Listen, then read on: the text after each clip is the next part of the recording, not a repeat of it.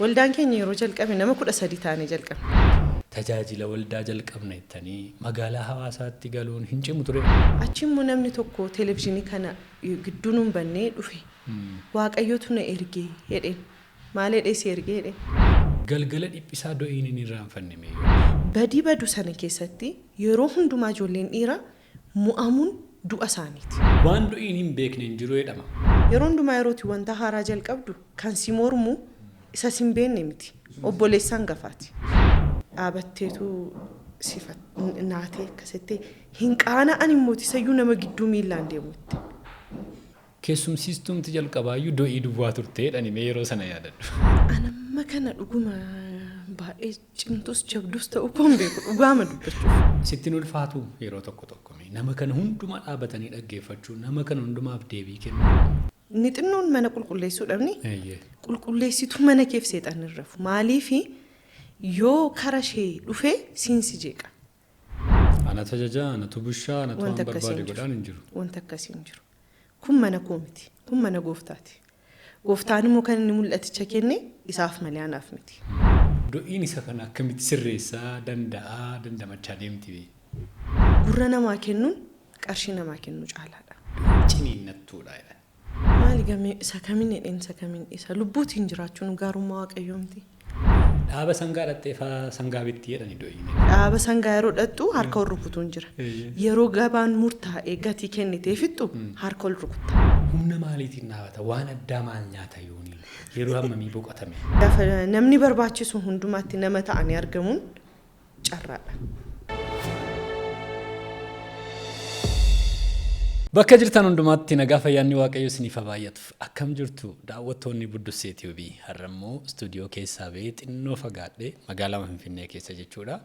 Haala addaatiin keessummaa dinqii tokko wajjin argameetan jira. Keessummaa dinqiin kee kun eenyu yoo jettanii arguu dandeessu. Dubartii cimtuu jabdu baay'oliin ishee ta'uudhaaf hawwan baay'oliin immoo ishee dinqifatan nama hojii gurguddaa hojjettu.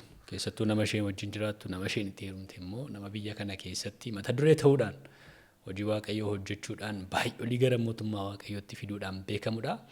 Har'a baay'ee kan isin dhibu do'ii wajjinan jira. Baga nagaan dhufteen jedhaan ta'e baga nagaan dhufteen aan jetti ta'e hin beekamu. Baga nagaan dhufte. Egaa torbee kana akkuma beektan baay'een keessanii waaqayyoo gargaaree waan baay'eetti isaan milkeessee waggaa 10ffaa kabajaa jiru. Kattaanuun irra dhaabanne jedhanii mata duree kennanii guyyoota 8 sagantaa addaa qopheessanii torbee tokkoo fi waldaa Yaaddis Kidaan Kaanaatti naannoo Garjiitti magaalaa Finfinneetti argamutti sagantaa addaa kabajaa jiru. Akkuma kana immoo sagantaa dargaggoo gaarii bara kanaa Damaasqoo jedhanii isas immoo dargaggoota galmeessaa jiru. Sagantaan kunis immoo sirni baniinsa isaa torbeedhuma kana keessadha.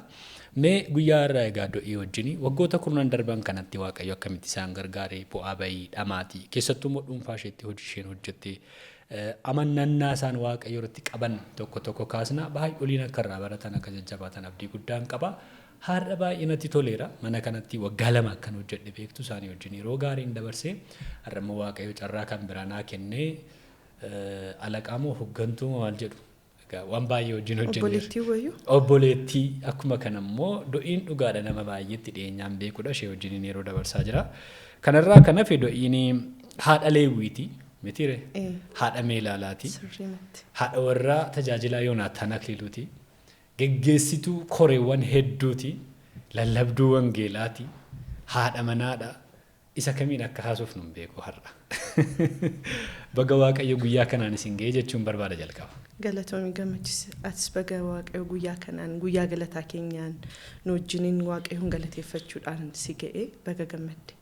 Egaa suutettee maasaan kee ho'aa deemti beeka amala kee. Mee dhugaa dubbachuudhaaf namoota baay'eetu si yaada. Si argee si dubbisuu nagaa si gaafachuu barbaada garuu immoo si arganii gatii ta'ee fi karaa foddaa kanallee nagaa gaafadhu warra dargaggummaatti wajjin dabarsite daa'imummaatti wajjin dabarsite warra amma tajaajilaa jirtu warra afaan kana dhaga'aniin nagaan siniif haa ta'u jedhiin. Nagaan siniif haa ta'u daawwattoonni miidiyaa Buddusee hundumti keessan kara foddaa televiziyoonii akkasumas kara YouTube adda addaa sagantaa kana kan daawwachaa jirtan hundumti keessan nagaaf ayyaanni waaqayyoo bakka jirtan hundumaatti hunda keessaniif haa ta'u do'iin jedhama har'a gammachiisee wajjin yeroo muraasa dabarsinee mee dudduubattis deebinee gara fuulduraattis waan waaqayyo nu godhu hubannee waaqayyoon galateeffachuuf wajjin teenyeerra gaarummaa waaqayyoo odeessina nu dhaggeeffadha. Waaqayyoof galanni haa ta'u egaa namoonni karaa Buddusee TV daawwachaa jirtan sagantaan kun televezyiinii Maarsiil irrattis hin gadhiifama. Achirrattis immoo daawwachuu dandeessu namootaaf qooduu dandeessu itti himuu dandeessu. Kanarraa kanaaf immoo guyyoota fuuldura keenya jiran yookaan immoo torbee kana keessa dhuftanii sagantaa waldaa kanarratti hirmaachuu dandeessu. Dargaggoonnis immoo bara kana gara magaalaa Hawaasaa deemtan sagantaa dargaggoo gaarii irratti hirmaattan bu'aa gaarii argattu jedhetan abdii guddaa qaba. Egaa duriyyuu waxabajjiin ji'i kuni fiigicha waldaa kanaa fi isiniif beekamaadha. Mammoo kabajni waggaa 10ffaatti dabalame akkami qophiin isarraan jalqaba akkami fiigichi akkam ture torbee darbee kana. Torbeen kun nuuf maal fakkaata beektaa gammachiisa. Namni abbootiin keenya ijoollee guddifatanii yeroo ijoolleen isaanii eerumaaf ga'an yookaan yeroo isaan fuudhaaf ga'anii namoonni dur sagalee isaanii dhageenye karaa irratti badaan argin illee safara keessa baay'atu miilliin baay'ataa dubbisi isaanii baay'ata namni isaan wal arganiin baay'ata akka kana cidhatu nutti qaqqabe cidha waggaa 10 cidharra jirtu cidharreerra waaqayyo waan guddaa nu godhe umuriin keenya umurii waldaa keenya mucaa waggaa 10ti garuu waaqayyo akka sana qofaamti kan nu geggeesse. Dhugaa dubbachuuf waaqayyo kan nu godhe nama umurii waldaa waggaa 50 40 jiraate fakkaata. Kanaaf waaqayyoon galateeffachuun nutti xinnaata malee nutti hin baay'atu. Waaqayyoof galanni ta'u yeroo waa'ee keenya yaannu inni nuun amma jedhinuun qopheessine kuni muraasa baay'ee kanaa ol isaaf ta'a gooftaaf. Egaa dhugaadha waggaa 10 miti. Yeroo ammaa keessatti bara ammaa keessatti waggaa tokko waggaa 2 deemuun baay'ee ulfaataa jira. Kana keessatti immoo waggoota 10 kana keessatti hojii baay'ee hojjettanii garuu an booddeettan si deebisame. Guyyaa gaafati ejjennoo fudhattee tarkaantii fudhattee mana jireenya seet goote tokko jiramti wanta sirrate tokko magaalaa Shaashamannee keessatti hojii matooraa hojjechuu jalqabdanii fiigachuu jalqabdanii achiin immoo sana hundumaa gurgurtanii tajaajila waldaa jalqabna jettanii magaalaa Hawaasaatti galuun hin cimu ture keessumaa akka haadha manaatti murtoo akkamii ture miyaan guyyaa sana yaadattee akka xinaa deebistuun barbaada. In cima dhuguma cima maaliifi namni iddootti seetil godhee biyyatti mana ijaarrate iddootti gaa'ela hundeeffate iddootti mucaa jalqabaa da'e miti gurduubaa ba'anii dinqa galuun ulfaata takka takka. Manuma yeroo fakkeenyaaf mana kiraayii keessa jiraadhee beekamu yeroo baay'ee na mana kiraayii geeddaruun illee hin ulfaata. Baay'ee ulfaata. Kan keemti jalqabumti isaa. Inni tammatti hidhattus kan keemti. Garuu garaa siraasa. Akka waan waa dhabdee taata. Lafumaa kee booyi siin jedha. Shaashamanneeti ba'anii Hawaasaa dhaquun immoo sanaa oli. Garuu waan si dinqu waaqayyoo numa nu gargaare dhugaa dubbachuuf yeroo Hawaasaa dhanni nu nama hin beeknu. Mucaa keenya Leewwii fi hojjettuu keenya fudhannee dhanne.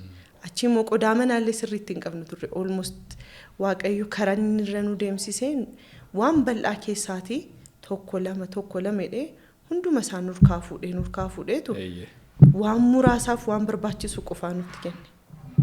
Yeroo nuun murtoorra geenyu suni mana keenya qofaa jira ture. Dhumarratti mana keenya kan nuun gurgurre. Sana booddee seexanni waan baay'ee odeessaa ture yeroo nuun Hawaasaa dhanne keessumaa naan ammati mana sana gurgurtee dhuftee mana boroo namaa jiraachaa jirtamnaan jedha dhaabatee maqaamaan. Keessumaa gaaf tokko mucaa koo Leewwiin yeroo sireefuu mucaa waggaaf ji'a ja'a akkasii mana nuun kireeffannee jiraannu keessaa firri warri mana nuun kireessanii sanaa jiraatu maatii qabu. Maatii 2tu qe'ee keessa jiraata isaanis mucaa xinnoo qabu. Leewwiif mucaan kun walitti bu'u. Yeroo Leewwiif mucaan kun walitti bu'anii dhaabadheen ilaalaa haadhi mucaasa sana mucaa koo beenu itti ariiti. Beenu gali mana keessanitti. Akka isaan waliin lolleef ishee. Seexanni immoo dhaabatee tonaanii argite mucaa kee akkasitti namni ari'aa jiranaa jedha. Garuu waaqayyo waan si dinqu dhaabateetu anas si fide jabaadhu nan jedha. Mirga kootiin gooftaa dhaabata bita kootiin kan biraatu odeessa. Lamaama isaa dhageessa. Lamaama isaa dhageessa. Filannoon kan keeti kana keessatti. Isa sana dhageessee boo'uunis isa kana dhageesse jajjabaachuunis kan keeti. Waaqayyo na jabeesse na gargaare. Waan baay'ee keessa darbine. Garuu boo'ichatu yeroo murtaa'aadha. Gammachuun isaa guddaadha. Waaqayyo fagalate gaa baay'ee cimaa ejjennoo akka sanaa fudhachuun tarkaanfii akka sanaa fudhachuun jechuun nama beekamnedha yooniin yeroo sana lallabaanii homaa tokko iyyuu timmoo beektaa tajaajila keessatti guddatte jireenya keessatti guddatte bakka waamicha qabaa nu gargaara Waaqayyo jedhanii ma fudhachuun wantooti mul'atan turaniiru yaadii namootaaf akkam ture sana. Dhugaa dubbachuuf wanti mul'atu hin jiru akka namaatti. Wanti abdatamu jechuudha. Wanti abdatamu. Garuu waan tokko hin beeka. Jalqabuma isaa yeroon hiriyyummaatiin turree gara gaa'ilaatti seennu beekumsaan beeku tokko ture. Bor akka inni tajaajilaa guddaa ta'u beeka. Akka Waaqayyo isa waame beeka. Kan isaa qofaan beekamu miti. Anan Waaqayyo beektaa waldaa keessatti guddadhee tajaajilaan guddadhee Sunday Schooliitii kaasee yeroo sana hundumaa keessatti Waaqayyo bor akka tajaajila guddaa tajaajilu natti hima. Karaa raajotaa natti hima. Ofii kootiin abjuutiin natti hima Waaqayyo. Namoonni naannoo koo jiran wanti isaan natti himan sanadha. Barumsatti cimtuun ture barumsa caalaa garuu garaan koo kan itti gammadu tajaajilatti. Guddina keenya yaadattaa beektaa sanbata duraan dhufu jechuun namni qo'annaa yaadaa boqonnaa yaadaa nuun ganamaan kaane waldaa irra. Sanbata guddaa almost guyyaa guutuu amma jedhamu danda'utti waldaa oolla. Amma sa'aatii 10 walakkaatti sagantaa dargaggootaa fixneeti kan nuun manatti deemnu. Isayyuu immoo manatti hin deemnu yoo yaadatta ta'e wal sassaabne immoo karaa guunnee akka haaraatti immoo sagantaa karaarraa nama qabnu fakkaanna turre. Immoo yeroon guddadhees jaalalli koo lapheen koo gara waldaa malee gara alaan turre. Sun Waaqayyo wanta inni har'a godhu akka kanatti waan ifaan hin beekullee ta'e keessi koo abdii guddaatu jira ture. Kanaaf beekamtii dhabuun akka haaraatti jalqabuun duwwaatti jalqabuun natti hin ulfaanne. Bor akka guddaa ta'u nama nan ture. Homaa tokko sitti hin ulfaanne. Egaa Waaqayyo si gargaaree haala keessatti guddatte carraa sana sii kenne haala sana sii mijeesse. Baay'ee kan na dhibe immoo namoonni baay'eenis kan itti si dinqifatan yeroo sana namoonni si beekan yeroo sagantaa sana jalqabdan waldaa sana jalqabdan barcuma si sirreessu mana qulqulleessu keessumsiistumti jalqabaayyuu do'ii duwwaa turteedhani mee yeroo sana yaadadhu. Egaa akkuma beekamu gidduu kana ina haasa'as jirra exhibitionii footootiin isaan murtaa'e keenyerra namoonni yoo sagantaa kana hirmaachuu dhufanii ilaaluu hin danda'u. Waldaan keenya yeroo jalqabe nama 13 taanee jalqabne. Nama 13. Namni 13 kun immoo eessatti kadhata yoo itti waldaa makaana Yesuus hawaasaa keessa jirtu evangelical theology qabdi. Waldaan makaana Yesuus hawaasaa keessa jirtu evangelical theology school qabdi high schoolis qabdi. High schoolii sanatti barcuma qaba miti deeskii qaba. Guyyaatti birri 100 kutaa tokko kireeffannee jalqabne. Mana barumsaa keessa. Manuma barumsaa. Gannadha yeroonsaa kadhannaaf hin eeyyamama mana barumsaa waldaati. Kanaaf kadhannaa jalqabne hin eeyyamama kadhannaaf. Kanaaf nama 13 taanee kadhannaa jalqabne. Dhugaa dubbachuuf Yoonaataan sagalee Waaqayyoo barsiisuun nama tokkoof kubbaatu hoobii isaati. Nama tokkoof nyaata hojjechuutu hoobii isaati. Nama tokkoof nagaduutu hoobii isaati. Yoonaataan lafa deemee hundumaatti lallabuu jaallata. Namni 13 sun taanee yeroo jalqabnu hin kadhannaa sagalee Waaqayyoo nu barsiisaa hin kadhannaa sagalee Waaqayyoo nu barsiisaa. Sa'aatii 6tti jalqabne itu kadhannu sa'aatiin tokko ta'a. Galgala. Namni 13 sun gaafa guyyaa lammataa nama 20 wayi ta'a. Namni 20 sun immoo gaafa guyyaa sadaffaa 40 wayi gala. Dabalaa deemee lakkoofsa keenyatu sana booddee kutaan nuti jalqabne sun nutti dhiphatte gara high schoolitti immoo gara kolleejiitti ol baane. Kutaan kolleejii immoo xinnoo bal'atti deeskiin isaas armicheeridha tokko jaatee walitti siquufis hin ta'a. Achitti ol baane. Achi immoo gara guyyaa 4 akkas kadhannee sagantaan achitti gaggeeffame sana booddee garuu nu hin dandeenye kutaan sun. Achi gara hoteelaatti Kifla Salaam hoteela jedhamutti ol baane. Kifla Salaamiinis immoo yeroo baay'ee turuu hin dandeenye tokkoffaa manichi bal'aa miti. Lammaffaa hoteeladha. Hoteela guddaa miti kutaan ciisichaa naannoo sanadha. Nun immoo kadhannaa sagalee baasnaa sagaleen sun immoo namoota hoteela keessa rafanii wal jeeqaa kana caalaa sin tursuu hin dandeenyu maal wayyaanuun jedhan. Hoteela kan biraa Piinaa jedhamu seenne.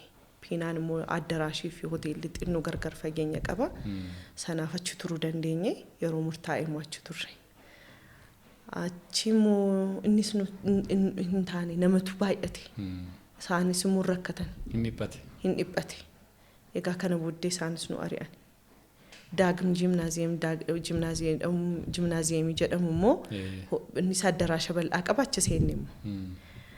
Achitu jirru gooftaan nu gargaaree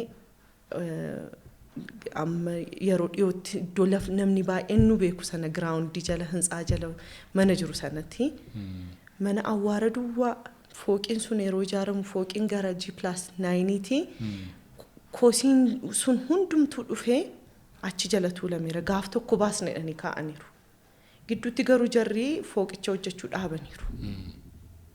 Dhaqnee haasofsiisnee namni tokko nu wajjin dhaqee ilaaleetu hin ta'a kun ijoo dukkanaa midhee dhiisee ba'e.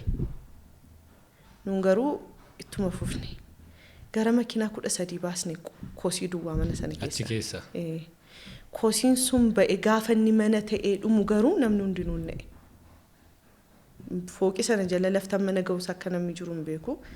Achitti immoo Waaqayyo nu gargaaree televizyiniin jalqabamee deemsi televizyiniin ittiin jalqabamee deemsa mataasaa qaba. Innis gaarummaa Waaqayyoo bara keenya keessatti nu agarsiise isa guddaadha. Nama nuun qoqaan bifaan maaliin waliin beeknetu akka tasaa lammii Eertiraati. Yoonaataantu tajaajilaa fi Dubaayin dhaqe. Yeroo jalqabaa biyyaan ala kan inni tajaajile Dubaayitti. Pastor Petertu sagantaa namoonni itti agarsiisanii isa namoonni itti agarsiisan sana immoo itti fufee YouTube irratti ilaalee YouTube irratti badaayyuu bareedaa miti xinnoo sagantaa barumsaa kaa'uu jalqabneerra itti agarsiisanii namoonni dhufanii nu argan namaan dhufan isaanis chii bilbilee waameen hin amanne yoo dhuguma nu waamatee namni kun waliin jenne akka sedhe Yoonaataantu yoo dhuguma Pastor Peter dhuguma isaanu waame ta'e yaalanedha. Kun turning point keenyadha. Kana booddee tajaajilli keenyas nuunis ol malee gad hin deebinu kana booddeedha. Isaan Dubaayitti jalqaba waamuun jechuudha. Amantiin isaa sun dhuguma ta'e. Dhaqee tajaajilee deebi'ee gaafa ji'a lamaffaa ji'a lama gidduutti namni akkamitti nama deebisee waamame. Gaafa ji'a lamaffaa deebisee waame. Gaafa ji'a lamaa deebi'ee dhaqee tajaajilee ammas. Yeroo sana jara lammii Eertiraa sana wajjin wal agarsiise isaaniin immoo maal godhanii kan televizyinii kan ji'a ja'a kaffalaniitu darasanii fidanitti kennan. Maala nuu qopheen qabu innaa Waaqayyo si gargaara. Ilaamee ati ittiin dubartittiin ati akka rasaasaa tokko ata kana booddeette. Akkuma raajii. Akka raajii dubbattee jechi ishee sun lafa hin buune. Dhuguma immoo gaafa Maggaabbii 23 televizyiniin sun jalqabame. Hamlee keessa dargaggoota waamne isa jalqabaa dargaggoota 9,000. 9,000 waamne 11,200 dhufe. Akka inni itti dhufe sun immoo waan si dinqu dogoggora kan uumame. Waraqata irratti galmeessina turreeyyuu galmee marsaa lammaffaa waraqanni murtaa'e bade. Hin bade. Jechuun ijoolleen iddoo kaan dhaban maaliif sardaa ture sirriitti wanti hundaa'een jiru ittiin qophaa'amne inni gooftaarra dhaga'eera akka tasaati maayitteen jedhe gaafanni maastaawoqiyaa hojjechiisu gaafan dhaga'u nanne'an dargaggoota 9,000 lafti bultiif nyaanni tolaan jedha yoo yaadatte sagantaa sana tola akkamitti ta'a. Waan mataa nama naannessu. Humni keenya hin jiru. Humni hin qabnu namni nu beeku hin jiru. Dhugaa garuu na amantaa namni nu amanee dhufe. Yeroo sana. Na dinqa hamma har'aatti. Eessatti nu beeku. Amannaa nu waamne jalaa bannee maalitti nu beeku. Hin dhufani garuu. Dargaggoota 11,500 oltu dhufe. Haayilee riizoortiitti immoo godhame sana. Haayilee riizoortii. Addaraashis nama sana danda'u immoo hin jiru. Hin qabnu kan keenya hin danda'u. Haayileetti goone. Waan si dinqu immoo maal yaadeetu kan inni kana godhe yoo ta'e nama 3,000 galmeesseedhe. maatiin kiristaanonni hawaasaa keessa jiran namni 1,100 ijoollee lama yoonaa bushe irbaata isaaniif ciree isaanii yoonaa kennan guyyaa immoo ijoollittiin anittiin hima barachaa oolu hin yaadatanii yerootiin hin gadhiisa laaqanas hin yaadatanii dhibeen qabu dhufanidha. Kanaaf dura maatii galmeessine maatii ijoollee lama nuu bushuu danda'u. Hundinuu nuu galmaa'e garuu gaafa kamisaa ijoolleen qidaamee dhufuuf kamisa gaafa ga'u namni hundinuu bilbila nurratti cufe. Hindide hin sodaate namni. Tokkoffaa Yoonaataan maal barsiisa? Namni hin beeku badaa tokko. Lammaffaa immoo shakkii jira ture. Yeroo hundumaa yerootti wanta haaraa jalqabdu kan si mormu isa sin beekne miti. Obboleessaan gafaati. Isuma si beekudha. Kanaaf waldoonni murtaa'anii maalidhanii himanii namoota waldaa keessa jiranitti ijoollee kan akkan simanni yoo borrakkinni uumame isintu itti gaafatama waldaan isin hin beektu jedhani. Kanaaf namni hundinuu sodaate bilbila cufate. Ijoollee lafii bushan hin jiru. Yaadi hawaasaa qidaamee ga'uudhaaf ijoolleen Asoosaatii dhuftu, ijoolleen Jijjigaatii dhuftu, ijoolleen Tigraayii dhuftu yoo xinnaate kamisa yookiin roobii mana isheetii baateetti. Waan qabdu gufachaa deemti. Waan of harkaa qabdu ittiin nyaachaa dhufti. Tarii immoo maatiinis immoo toleennee waamne irraa birrii gaashaa siin kennuuf kan tiraanspoortii herregeetti kennata. Kana gidduutti waan si dinqu yeroo nuuni televiziyoonii sana jalqabne lafa bituuf waldaa keenyaaf lafa bituuf birrii walitti qabachaa turre. Kupoonii gurgurraa ispoonsarii gaafannaa maalinnaa akka kanniisa waabee namni waldaa keessa jiru hundinuu lafa bituu kaanirra. Lafa kana bituuf birrii xinnoo qabna turre. Achi immoo namni tokko televiziyoonii kana gidduu nuun bannee dhufe. Waaqayyootu na ergee jedheen. Maal jedhee si ergee jedheen. Dhaqii gargaariin jennaan maal godhiifsiin jedhee maal naa gochuu dhufteedha. Hin amanne iyyuuti nuun namicha birrii isinii kennuun dhufeedha. Bakka kenni nuun immoo lafa bituuf qophaa'eerra. Kan miidiyaan isin gargaaruu barbaada. Lakki nuun miidiyaa duras qophee keenya miti. Ituu lafa hin dhaabatiin miidiyaa jalqabuun barbaanne turre. Kennaa jaatee jalqabne lafichatti nuu dabaleenne. Namichaan. Biiroon keenya yeroo si waan si dinqitu fooqiin sun liiftii qaba. Liiftichi hojiirra nuullee jaatee mana liiftii sanatti koornisii itti hojjennee qalamii dibne achi keessadha. Nama malee hin teessistu. Yoonaataan galee ta'a atiin teessa. Yookiin hangaleen ta'a atiin dhufta. Kanu mana sana keessatti taasofsiisna namicha kana. Kana ilaalaa nu amanee lakkoofsa herregaa naa kennaa jedhe. Kunoo kanadha lakkoofsa herregaa keenyanii lakkoofsa herregaa biraan baankii kennineef. Qidaameedha guyyichi ba'ee deema. Dhaqee birrii gasheeraa jedhe nu bilbile. Galatoomii inni dhugaasin seene nu hin deeme namichi Deenvarii dhufe. Kanu. Hamma har'aa namichi kun fira keenyadha. Maatii ta'ee hafeera. Tarii amma gidduu kana waaqayyo isa gargaariin dhufaa yookiin immoo cufiinsa irratti hawaasaa dhufaa. Yeroo sana immoo pabliik keenya akka inni ta'e dubbanna garuu hamma har'aa maatii keenyadha. YouTube keenya isa lammaffaa edda cufamee banamee booddee kan maaneejii godhee isadha. Hamma har'aa kan hordofu isaa, kan kontirool godhu isaa. Nun YouTube wajjin Programmii uploadii gochuun ala wal beekumsa qabnu amma har'a. Isa kan hordofee iimeelii deebisee iimeelii fudhatee Waaqayyootu erge. Bakka namichi kun ergamaa ta'ee hafe amma har'aatti. Egaa Waaqayyoo fagalatu sitti tolee toora isaa haasaa jirtati. Sa'aatii keenya deemanii. Dhugaadhaan mootii baay'ee mi'aawaan gaaffii baay'een qaba kanaaf har'a gaaffii si gaafachaa tan deema. Do'iin kana keessatti mana haaraa keessumsiisaa waan hundumaa sirreessaa. Kanaan tajaajiluu jalqabdee jechuudha. Maaliifi? Achi booddee tooraan dhufe namni. Namni tooraan dhufe an tajaajila kana yeroon tajaajilu maal ilaalaan tajaajila manichi mana waaqayyooti. Mana waaqayyoo keessatti immoo guddaaf xinnaan hin jiru. Hangafaaf quxisuu jira. Hojii filachuun immoo hin jiru. Hangafaaf quxisuu jira malee guddaaf xinnoon hin jiru.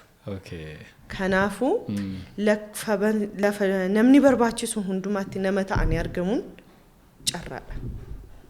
Lafa namni barbaachisu hundumaatti. Egaa tariitii namoonni akka salphaatti viidiyoo kana daawwachaa jirtan namoota har'a mul'ata qaban tajaajila keessa jiran hojii waaqayyoo hojjenna jedhanii fi namoonni naannoo isaanii jirtan humna taatuuf lafa namni barbaachisu hundumaatti nama ta'een argamaa ture jettee dooyin kun jecha guddaadha dhugaa dubbachuudhaaf.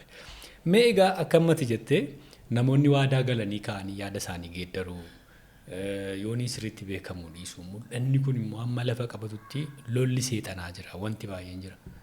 Wanti kun hundumtuu sassaabamee gara do'ii dhufa ture. Akkamitti dandeesse? Gooftaadha. Gooftaan na dandeessise. Malee dhuguma dubbachuu fi waan guddaa waadaa galaniitu achi as immoo deebisanii lakkinuun hin jennees hin jennu. Hin jenneen? Hin jenneen tokko lama. Gooneerreedhe kan maqaa nu balleessee jira. Utuun godhin? Utuun godhin.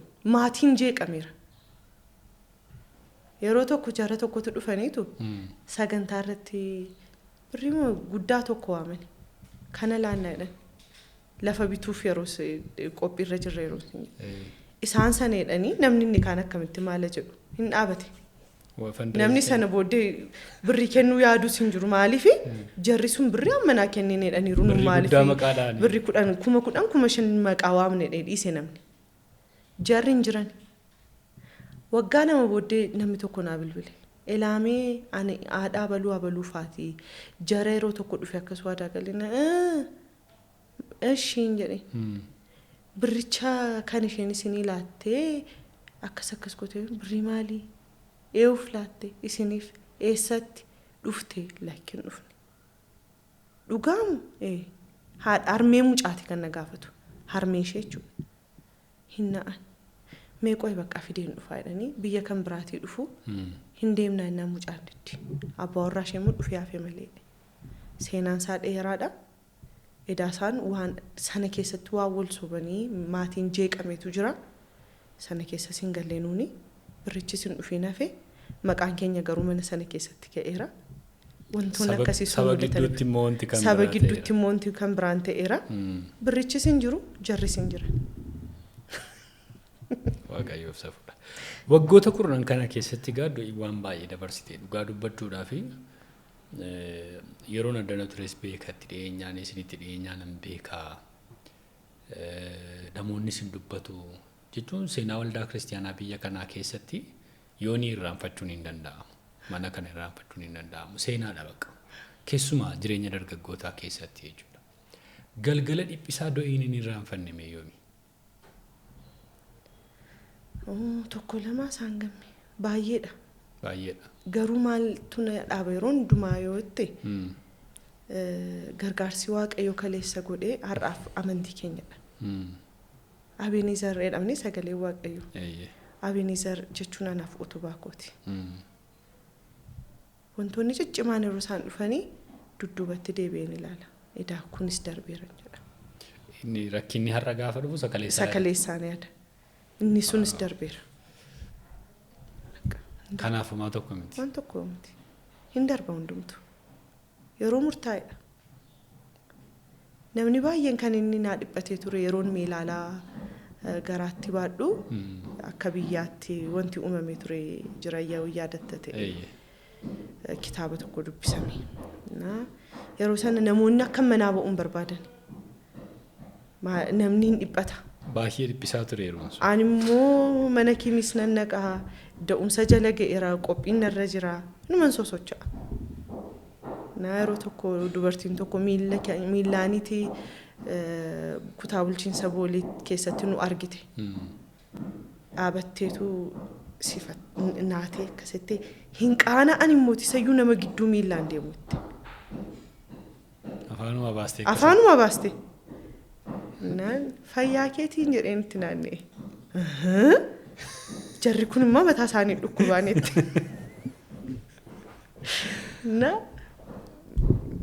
Tokkoffaa maala nama na beektaa? Tu waaqayyoon beeki wanti jireenya keenya irratti ta'u hin jiru. Wanti ta'u tokkoyyuu hin jiru. Utuu dubbannu cuukkoo leensisii fidee dhufeera. Leensiin immoo cuukkoo bareedaa hojjetti kana duras qannaseeran illeeti. Warra hin beekneef kana duras dhandhameera. Warra hin beekneef garuu cuukkoo bareedaadha. Ajajjanii. Yoo barbaadan cuukkoo namoonni jaallattanii dhandhamuu dandeessu har'a immoo gaa finnee dhufneera isa iyyuu duukaa deemti cuukkoon keenya. Beeku isaan dhandhamaniiru. Egaa dhugaa dubbachuuf waggoota darban kana keessatti rakkina yoo kaasne wallaansoo yoo kaasne tooraan qabu. Dhugaadha. Baay'eedha. akkuma sila jettee isa waaqayyo nu dabarse ilaallee jajjabaannee immoo isa fuulduraatti tarkaanfanna malee isa lakkaa'an oollus gaarummaa waaqayyoo tooraan qabu. Ani kanan si gaafachuu barbaadu waggoota kana keessatti yeroo hundumaa gaafa laaltu kanatu hojii waaqayyoo dinqisiifattu gaarummaa waaqayyoo milkaa'ina keessan keessaa gargaaramuu keessan keessaa isa qabime yeroo hundumaa gaafa laaltu harki waaqayyoo kan sitti mul'atu irraati. Maali gamee isa kamiin hidheen isa kamiin isa lubbuutiin jiraachuun gaarummaa waaqayyoo miti. Dhugaadha. Baay'eedha kan si ajjeesuu barbaadu. Diinni yeroo hundumaa ilaa maali namananii namoonni hojii afuuraa hojjetan directly warra dhaabatanii lallaban qofaa miti. Namoota sana dudduubaan mana xaragdaaf taanaan seexanni siin rafu. Inni xinnoon mana qulqulleessuu dhabni qulqulleessitu mana keef seexanni rafu. Maaliifi yoo kara ishee dhufee siin si jeeqa. Tokkos ta'e lama waan dubbachuu qabdurraa si hir'isa. Ani yeroo hundumaa yoo yaadatte baras jirtus ijoollee teeknikii irratti hojjetaniin illee waan jedha. Hin dagatina hojii isin hojjettan hojii teeknikii qofaa miti hojii afuuraati. Kanaaf seexanni isin rafu. Maaliifi isaanii jeequun jechuun anaan jeequudha. Anaan jeequu jechuun Yoonaataaniin jeequudha. Kanaaf hojii afuuraa jeequudha. Iddoo ga'aaf jechuudha yaadisa. Milkaa'aaf. Kanaaf isa kamiin jettee isa kamiin isa gaarummaa waaqayyoo tokko isaa dubbattee dhiisuu dandeessu. Yeroon kana yaadu faarfannaa kabaa fiduutu natti dhufe yeroo hundumaa. Gaarummaa waaqayyoo baay'ee guddaadha. Baay'eedha. Gaarummaa waaqayyoo yeroo hundumaa baay'eedha. Baay'eedha dee kabaanis immoo dhugaadha. Baay'eedha lakkoofsan qabu. Anta akka takka na dhiba. Naannoo kana waldaa baay'eetu ture. Yeroo masiin addana dhuftanii buufattanii 22 ammoo magaalaa Finfinnee keessaatii gara naannoo kana yeroo dhuftanii maaltu argame waldaan naannoo kana baay'eedha namni. Garuu immoo waaqayyo edaa asitti waan hojjetu qaba ture. Seenaa kan biraa kan galmeessuu qaba ture. Dhugaadha iddoon kun na dhibaa. Hawaasaa keessa iddoo ija jedhamu jirtu piroojaktii isinii dargaggoo gaarii irratti hojjettan tariitii namoonni beekanii dinqifatu. Akkamittiidha. Iddoon isaa haalli isaa teessumii lafa isaa baay'ee dinqiidha. Kennaa waaqayyooti. Baay'ee wantoota dubbatamu danuutu jira. Egaa kan waldaa diskidaan kahanaati kan TV Maarsiil kana tajaajila Yoonaataan Akiluu kan maatii kana kan tajaajiltoota isin wajjin jiranii garan qabu. Mee gara dhuunfaa kennu faan. Nama tokko hin dubbisa dhaqee naan nama sirriitti miti badaayyuu sin beeku namni sun. Nama sanatu gaaffii tokko naa gaafadhu naan jedhe. Haadha manaa ta'uun har'a gaaffii keessa galeeraa jedhe namni sun. Haadha manaa ta'anii kabajaati manaa qabdu waan haadha manummaan barbaadu tokko raawwatanii jiraachuun dubartoota baay'ee biratti chaalenjii ta'eera. Jechuun yeroo ichi maal akka ta'e hin beekaa jedhe. Haadha ta'uun immoo kennaa kan biraadha jedhe. Haadha manaa taatee dubartiin kamiyyuu ta'uu dandeessi garuu jaalala haadhummaa argisiiftee maal jettee jiraachisuun immoo kan biraadha jedhe. Haadha ta'uun kan biraa, haadha manaa ta'uun kan biraa. Haadha manaa taate abbaa manaa keef jechuudha naannoo kee. Haadha taate immoo mana keef ijoollee keef. Inni kan biraan immoo geggeessituu yookaan immoo nama akka kanaa dugda duuba dhaabachuun immoo kan biraadha. Do'iin isa kanaa akkamitti baalaansi gootee deemti? Iddoo hundumaatti milkooftiin argaananii akkamitti dandeessimee namoonni irraa baratu kana haasoftu naan jedhee namni tokko. Anamma kana dhuguma baay'ee cimtus jabdus ta'uu koon beeku dhugaama dubbachuuf nan jedha yeroo kaanes. Maaliifi annamuma dhabaqqa. Tarii maalan beeka akkan dadhabu beeka yeroo hundumaa akkan nama ta'e nan beeka balleessaa nan balleessaa. Balleessaa koo sirreessuuf garuu karaa nan deemu karaa tokkichadha. Yoo cubbuu ta'e gooftaa duratti jilbeenfachuudha. Yoo nama ta'e yoo balleessaa fooniin ta'e dhiifamadha. Kana lamaan biroo wanti darbu hin jiru. Dhugaama dubbachuuf an fakkeenyaaf haadhadha. Haadha mucaa waggaa 12 kanan ta'e barana yeroo jalqabaafi. Kana dura mucaa waggaa 12 guddisee hin beeku. Kanaaf leewwiitiin akkasiin jedhan dubartii tokko irraan dhagee jechicha. Poodkaastii wayii tokko irratti dhaga'ee barsiistuu yuunivarsiitii Dooktarii wayiiti. Dubartiin kun maqaa ishee sirriitti hin beeku. Garuu maayitti ijoollee koo yeroo dheekkamu waan jedhan ture na gargaareera fayyadamaa jette. Ilaameen kana dura ijoollee guddisee hin beekuun jedhaniitti. Tokko lammaffaa immoo yeroo itti dheekkamu an dhaabadhee isaaniin teessisee ittiin dheekkamu jette. Edaa wanti kun hojjeta. Leewwiidhaan amma akkasiin jedhan. Anaafat reefu atis mucaa waggaa 12 kanatti taate barana. Anis haadha mucaa waggaa 12 kanan ta'e barana wal guddisaa deemnaan jedha. Leewwii duratti balleessee beeka. Akka hin taanetti dheekkamee rukutee beeka. Garuu haadhaman mirga kooteedhee calliin jedhu. Ilaamee leewwiinnan silasti dheekkame yookiin si rukute sirree miti ta'a dhiifama naa godhe. Akka hin gaddine. Haadhummaa kootu kana na godheen jedha.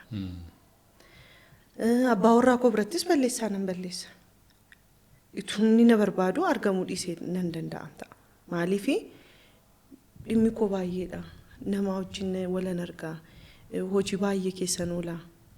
Nan dadhabaa. Nan aaraa. Kanaaf an nama guutuu miti. Garuu wanta uumamu keessatti maal wajjin godhu.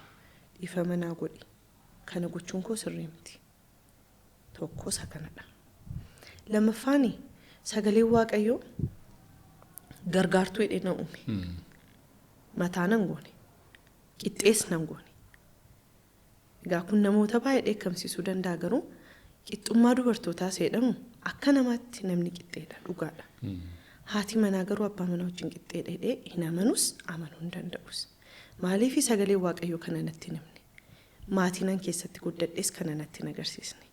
Soosaayitiin keessatti guddadhees immoo dubartiin abbaa manaa ishee kabajjee jiraatteen arge malee dubartiin abbaa manaa wajjin qixxee mana geggeessiteen argine.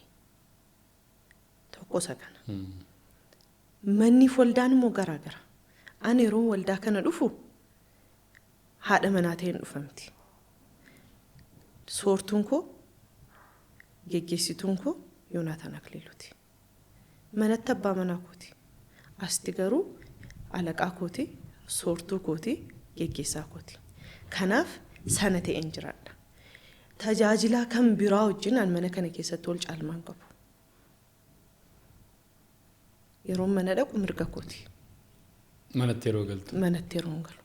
Yeroon qe'ee kana keessa dhufu, yeroon dhimma mana kanaatti dhufu garuu wantan ajajameen godhaa akka namaatti yaada koonan ibsa malee akka haadha manaatti hin jiraadhu. Ana tajajaa, ana tubushaa, ana tuwaan barbaade godhaan hin jiru. Wanta akkasii hin jiru. Kun mana koo miti. Kun mana gooftaati. Gooftaan immoo kan inni mul'aticha kenne isaaf malee anaaf miti. An gargaartuudha. Tumsituudha. Kana namana. Inni kan biraan akkan si gaafadhu yaadu tokko sana booddee naa dhufe naafis. Namoonni baay'een isheen akka haadhaati jedhu. Jechuun kaaraakterii haadhaa. Isa guddaan dhaggeeffattaa. Isa xinnoon dhaggeeffattaa. Isa kashlabbee dhufu, isa hattuu dhufu, isa waliin makaa dhufu. Jiramti garaama baatu wayii qabda waldaa kana keessatti jechuudha. Isa sanoo akkamitti dandeessime? Waan baay'eetu jira waldaa kiristaanaa sababa ta'ee fi tariisiin gatii ati jireenyuma keettee jiraattuuf sitti mul'atu. Sitti beekamu akkuma amma jettee namuma sababa taateef. Sitti ulfaatu yeroo tokko tokkomi. Nama kana hundumaa dhaabatanii dhaggeeffachuu, nama kana hundumaaf deebii kennuu, nama kana hundumaa danda'uun hin ulfaatu. Akka namaatti yoo yaadde hin ulfaata. Gaafii maafan dhagee wantoota jettu jira. Maaliif keessumaa jireenya namaa keessatti wantoota itti deebisuu hin dandeenye jira gama. Dhageessee immoo hin dhukkubsatta. Waan sanaa jechuudha. Waan sana ituun hin dhageenye ta'e hin jedha gaafii. Garuu immoo yeroo baay'ee gaafan kana jedhu Waaqayyo maal na barsiisaa fuudhee Waaqayyo maal natti dubbata dhiyooti hin dhageessuun ta'e eenyu dhaga'uun. Namoota kana. Namoota kana. Anoo yoon dhimmi kun otoo ana ta'e nama hin barbaadamne, nama itti hin barbaadamne, nama wajjin haasa'uu hin barbaada. Yeroo tokko namoonni birrii miti kan isaan namarraa barbaadan. Nama dhaggeeffatu. Nama dhaggeeffatu barbaadu. Gurra namaa kennuun qarshii namaa kennuu caalaadha. Sanaan namoonni na gargaaraniiru kaleessa. Mucummaa koo keessatti yeroon waldaa makaanisuu naqamtee jire namoonni baay'een na gargaaraniiru. Dhugaama dubbachuuf maqaa kaasee galateeffachuu nan danda'a. Waaqayyoof galanni haa ta'u dhugaa baay'een si galateeffadhanis karaa kanaa amman si wajjin hojjedhetti utuu fiigduu utuu muddamtuu deeqaa 2 deeqaa 1 deeqaa 5 yeroo tokko wanti cin dheerata taanaan immoo beellamti teessee nama dhaggeeffata kanarraa namoonni waan baay'ee bartu dooyin amma akkasitti namni har'a horii barbaada miti namni horii barbaadu jira namni baay'een garuu gurra barbaada nama isa dhaggeeffatu nama qalbii isaaf kenne karaarra isa buusu jabaadhuutti bofisa kana haadhummaan kun sirraan fudhatamin sababiin isaa ganaa waaqayyo lubbuu baay'ee gara kee fidagatii ta'eef gooftaan na gargaaru. Inni kan biraa baay'ee makanii nama dinqu tokko yeroo baay'eetu isin dubbattanii waan dhageedha. Namoonni ariifatu baay'ee yooni namoota ariifatan keessaa nama tokko. Kanarratti immoo nama waaqayyooti. Siigalee isa kana malee lola seexanaa qaban. Lolli jiramtii tajaajilaa sababa ta'ee fi dhuunfaatti seexanni isa lolte akkuma silee jechaa oolte. Kana malee mormitoota morkattoota wal'aansoo isa qaban meeqaaf meeqatu jira. Yeroo baay'ee wantoota inni itti bu'u gara kee dhufa. Do'iin isa kana akkamitti sirreessaa dandamachaa deemti bee. Namoota baay'eef barumsa ta'a jedheen kaasa isa kana haadha manoota paastarootaati. Inni kan biraa baay'ee makanii nama dinqu tokko yeroo baay'eetu isin dubbattanii waan dhageedha. Namoonni ariifatu baay'ee yooni namoota ariifatan keessaa nama tokko. Kanarratti immoo nama waaqayyooti. Siigalee isa kana malee lola seexanaa qaban. Lolli jiramtii tajaajilaa sababa ta'ee fi dhuunfaatti seexanni isa lolte akkuma silee jechaa oolte. Kana malee mormitoota morkattoota wal'aansoo isa qaban meeqaaf meeqatu jira.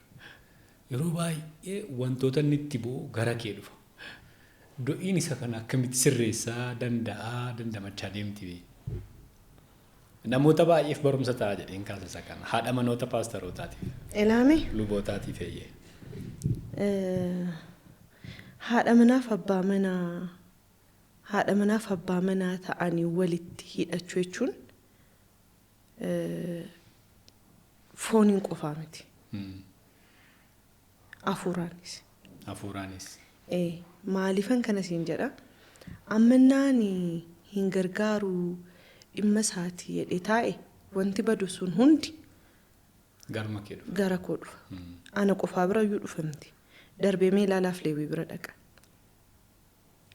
Kanaafuu an gargaartuu eddan ta'e tumsituu eddan ta'e filadheen tumsa miti. Isa gaariif qofaatu hin taane hamaa dhufus wajjin baachuu danda'uuf. Kun immoo akka gaa'ila kiristaana tokkottis immoo yeroo waadaa seennu jenneerra hin hubanne ta'a malee bara jireenya keenya hundumaatti waadaa seennamni waaqayyoo fi saba waaqayyoo fuulduratti jenne sun dhugaa ta'ee jiraatamuu qaba. Yeroo tokko fa'aa akkas jetta waan ani hin godhin jedhe dhaqee godheetu feenatti mufaa sodaataa jetta namoota kanaa wajjin akkasiin godhin tarkaanfii akkasiin fudhatiin jedhee didee fudhatee namoonni sun isa gananii bakka isa saamanii bakka waan godhu dhabee fa'aa deebi'ee dhufaattamee innis hin dubbata keessumaa intarviiyuu keessan EBS tokko irratti haadha manaa keessan nagaa jecha kan akkasii dubbatee danna. Mee kanarratti gaarii gootee dubartoonni akka dammaqan. Ilaame dhugumadha dubartoonni yeroo baay'ee ilaalchi keenya kallattii tokko qofa miti. Kallattii baay'ee ilaalla. Ijoolleen dhiiraa immoo uumamaanii kallattii baay'ee ilaaluu hin danda'an. Wanti tokko gaarii dheedhanii amananiiru taanaan keessa isaanii guuteera taanaan whatever sacrification isa kam sacrifice godhanii dhimmicha bira ga'uu barbaadu. Boroo iftaanoo seedhuu yaadan. Yookiin immoo namoonni gaarii ta'anii dhufanii innaan gaarii nama sanaa duwwaa laalu. Nama kana booddee maaltu jira laata seedhanii tarii kennaa matuun kennamnee fedhee yaadan. Nuuf nu kennameera. Ija sadaffaa nu kenneera ta'e innaa waaqayyoon jedhagaaf gaafii. Ana qofaa miti haadha manoolii baay'een hin dhufu na bira. Ilaa dhimma akkasiitu hin godhin jedhuuni godhee akkas taaneedhu. Nan kolfa gaafii. Dhiyoo kana amma dhimma tokko irratti hin kolfeennaan dubartittiin natti aartii maaf kolfitaa du'aan aareeraa mette. Kan kee duwwaa miti dhukkubichatu kan biyyaatiin jedhee. Kanaafuu itti badiin biyyaa wajjin immoo godaansa jedhama. Kanaaf kanatti gochuu qabdu dhimma kana akkam godheen danda'a seedhuuf qopheessi malee isa har'aa miti boris kanumatu si eeggata. Guyyaa tokko ta'e wanta hafuun ta'u kun. Sirreessaa madeemta. Namichi tokkotu maalidhee dhiyoo kana gaa'ila keessatti rakkinoonni jiranii parsantiin 75 olii hin geeddaramu jedhe. Hin hiikamu. Wal danda'a deemamaa jedhe. Garuu kanarratti wanta dubbachuu barbaadu waan tokko maal inni beektaa? Balleessicha miti inni cimaan. Badii badu sana miti inni cimaan. Badii badu sana keessatti yeroo hundumaa ijoolleen dhiiraa mu'amuun du'a isaaniiti. Kanaaf ituu wanta itti himtee balleessite haadha warraatti ni makana. Ituu itti himtu wanta inni balleessee dhufe sana yeroo inni bade sanatti ituun sitti himu kana gooteen jedhini. Maaliif kana jetta taanaan haadhuma isaa aarii dabalta. Lola ta'a dhimmichatu. Maaliif mu'amuu isaati. Mu'amuun immoo ijoollee dhiiraaf du'a. Kanaaf haa darbuuf dhimmi sun yeroo inni darbu innumtuu deebi'ee tuuti natti himtu kana godheen akkas ta'emedha. Oo fedhe bakka yeroo kan biraa fi na dhaga'u yaalii darbu wayya. Dhimma sanarratti ituun sitti himu kun bade ituun sitti himuu jedhama taanaan garuu itti himtee diduunsaa aarii tokko. Dhimmi uumame suni aarii kan biraa. Inni isheen amma mu'aartu mu'amuu kan biraa. Walirra tuulamee abidda ta'a dhimmichi.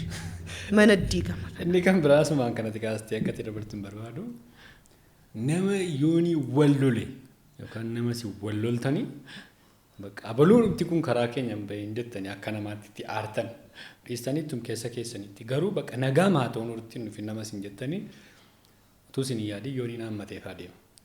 Inni yeroo hundumaati. Gaaf tokko faatuun addana jiru maal godhee namni tokko miidiyaa irratti baay'ee isa arrabse. Ganama gaafa nufu yooniin hammatee gibbii kana keessa deema. Kun jireenya isaati. Yeroo akkas ta'ume hammam aartaati. Fideefaa mana dhufa gaafii. Sirrii miti. Yeroo jalqabaa gidduu jalqabaa nan aaran ture. Eddan umuriin dabalaa amma garama waggaa 40 siqaa irra barana bishaachaa irra 40 guutuuf ji'ootatu naafaa. Amma maala yaadutti ka'e uumama namaa hubachuun sirriidha. Eenyummaa namaa. Eenyummaa namaa. Yoonaataan nama akkamiiti jette sitti aara. Baay'ee aara. Dhimma sana amma sitti matutti taa'uun barbaadu. Edda sitti mee booddee edda si wajjinaa see booddee deebistee amma naati gaafatte ta'ee ture miti amma inni akkasiin jedha malee dhimmi sun keessa isaan jiru. Yeroo dhiifama godhu dhuguma isaa dhiifama godha. Garaamirraa. Kanaaf maalidhaa amala dhiifama gochuu jechuun immoo nama sana iddoon duraan turetti deebisuu danda'uudha. Yeroo baay'ee yeroo nu dubbatu waan dhageessa ta'e namoota wajjin lolee na duukaa buutanii akka waliin lolleedha. Booran naqee taraaramee. Boora yeroo akkamii akka dhaqee araaramuun beektanidha. Qaanoftuudha. Kanaafuu amma bareera nan dinqu bada dur na dinqa ture. Amma sin dinqu. Inni kan biraan baay'ee anis hamman sitti dhiyaadhe si beekutti namoonni si beekanis maal jedhanii du'iin ciniinnattuudha jedhan. Rakkina jiru wanta jiru ofii isheetii fixxi malee badaa akka namoonni baran jechuun jiramtii namni tokko akkasiin ta'e kanatu ta'e sanatu ta'eedha. Du'iin akkasiin gootu jedhani. Waa'ee kana waan jettu qabda. Dhugaadha mootii kun. Na yaala. Nan obsita. Nan obsa. Maaliifan kana godha beektaa? Namatti akkan silasti midha rakkina namootaa dhagee rakkinan deebittiin kennuu hin dandeenye baay'ee nama mudate beeka. Kan kuusa akkasuma sana ta'a nama bira yeroo dhaqu tokko. Lammaffaa rakkinni sun fakkeenyaaf anaaf nama kan biraa gidduutti uumame yoo ta'e anaaf namni sun hin fixna. Anaaf waaqayyoo duratti uumame yoo ta'e gooftaan dhiifamaan naan dhiisa. Nama bira dhaqee garuu hiikan taane kennuurraan ala maal fida? Rakkina soo itti immoo namoonni ati rakkina kee itti himtee rakkina keessan forgud si jijjiiruu danda'an jiruu har'a. Hundinuu rakkina mataasaa qabamni maaliifan namatti himee nama rakkisa? Maafan namatti odeessee nama dhiphisa? Even maatiin koo, harmeen koo, abbeen koo, obbolaan koo wantan keessa darbuu eddan darbee dhaga'u isa tokko. yeroo nuun akkas teenyee haasofnu miidiyaa irratti haasofnuti dhaga'u. Keessumaa kanan irraanfanne bara gaa'ila keenya booddee hidhamne sana namni beeku hin jiru maatii koo keessa. Harmeen koo sabbeen koo obbolaan koo hin beekan. Namni tokkoyyuu hidhamee ba'ee dhimmichi hiikamee mucaan balleessaa balleessee dhiifama na gaafatee hojichi itti fufamee mucaan yeroo sana dhimma dubartootaa naqamtee Shaashamannee turtee mucaa naqamteeti. Naqamteen dhaqxee harmee koo argitee dubbistee gadda mataa isaa waa'ee ji'a 4 moo 5 dhimma mana hidhaa sanatti gargaareenii maaloo itti himte. Akka nama beekutti miti itti harmeen koo dhaggeeffattee fixxee naa bilbiltee si innati nu dhostee isa kaminaan jettee bilbiltee isa maaloo hidhamtee akkatu turte dhageera jettee dakkanoon hidhamni hin jedhe. Nu dhageera akkas ta'e maal sii godha? Mee yaadi an Shaashamanneen jira isheen naqamteen jirti. Akkamitti dhufee kana itti himuun dhiphinatti dabalu malee. Gatii isaan baasanii immoo lafamma kana deemanii dhufan. Waan tokko dhuftees immoo yookiin nan eegsistu. Dhimmichi dhimma isheen goote miti. Dhugaan jira. Dhugaatu na eegsisuu danda'a malee namni na eegsisuu hin danda'u dhimma sana. Kanaaf ispeerar bakka dhimmoota tokko calleedhaan darbuun gaariidha. Ulfaadhu arraga do'ii wajjin dhugaa nuti tolee haasaa irratti toleeramni. Baay'ee. Dhugaa namoonni baay'een akkasiin jaallattanii haasaa keenya kana dhaggeeffachaa jirtan abdii guddaan qaba. Haasa'ameen beeku waa'ee isheetu akka kanatti afaan kan biraatiin haasa'amee beeka garuu dhaggeeffadha. Keessumaa dubartoonni waan baay'ee irraa bartuusa dhugaa dubbachuudhaa fi naman kabajuu naman jaalladhu nama waaqayyo ishee gargaari dhaloota kana keessatti bara kana keessa namni erga sinirraa fagaatee jechuu yookaan immoo waan kan biraa jedhama. Isa kan akkati dhageessuun barbaada. Inni kan biraan anis namoonni kan biraas waan itti si dinqifannu tokko qabna. Waan do'iin hin beekne hin jiru jedhama. Sobaadhaan. Do'iini waa'ee mana ijaarsaa yoo ta'e beekti. Waa'ee teeknooloojii yoo ta'e beekti. Waa'ee faayinaansiitii yoo ta'e beekti. Waa'ee maaliitii yoo ta'e isinitti himti. Dhimumti tokko jiraannaan bakka do'iin falan dhabdoo jedhama. Dhugaadhaa. Kun dhugaadha jechuun natti ulfaata. Maaliif wantoota hin beekne baay'een jiru. Garuu jireenya koo keessatti wanti tokko wanti na gargaari maa'inni yeroo wanta haaraa tokko argu calleedhaan darbu. Maali dheedheen wanta sana baruuf yaaliin godha. Na yaala. Na gargaareera muuti. Isa kaan garuu hojiin keessa jiru keessaa fakkeenyaaf amma waa'ee ijaarsa manaa yoo ta'e almost waggoota 8-9 darban kana keessa isa duras yeroo mana ofii koo ijaarradhu Shaashamanneetti kaasee dhaabadheen ijaarsisaa hojiin hojjedha. Uumama keessatti taa'ee nama ajaju miti. Yookiin immoo hojiin kun nan ilaallatu hojiin taa'uun qabu. Hojjettoonni mana koo dhufan illee beenu bakka nu hojjennaa nutti laatteettamni naan jedhu. Garuu garaan nan ciisu. Maaliif taa'ee nama ajajuu irratti badaa kennaa koo miti fakkaata. Wajjin hojjedha. Wajjin hojjechuun koo na gargaareera. Wantoota baay'ee akkan baru na godheera. Dhugaama dubbachuuf yaama hojii kontiraakteriin tokko hojjechiisuu danda'u hunda nan hojjechiisa dheena ofitti amana. Waaqayyo wajjin. Ogummaa sana baranne garuu ittiin beektu. Hin baran. Muuxannoon kun garuu. Dhimma faayinaansii yeroo dhufu immoo Yoonataan faayinaansii baratee yeroo jalqabaan hojii nuun Shaashamanneetti hojjennu turre fiirmii akkaawuntiingiiti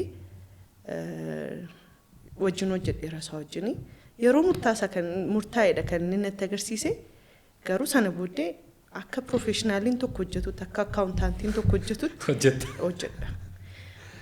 Wantootan arge takka inni irraanfadhu kanaafidha ta'a. Akka kana ta'a. Guyyoota iddoon deemee wantootan argee yaadachuu irratti dhugaatti wanta inni yaadanne nama baay'ee wajjin kan walitti na buusu fuula namaati.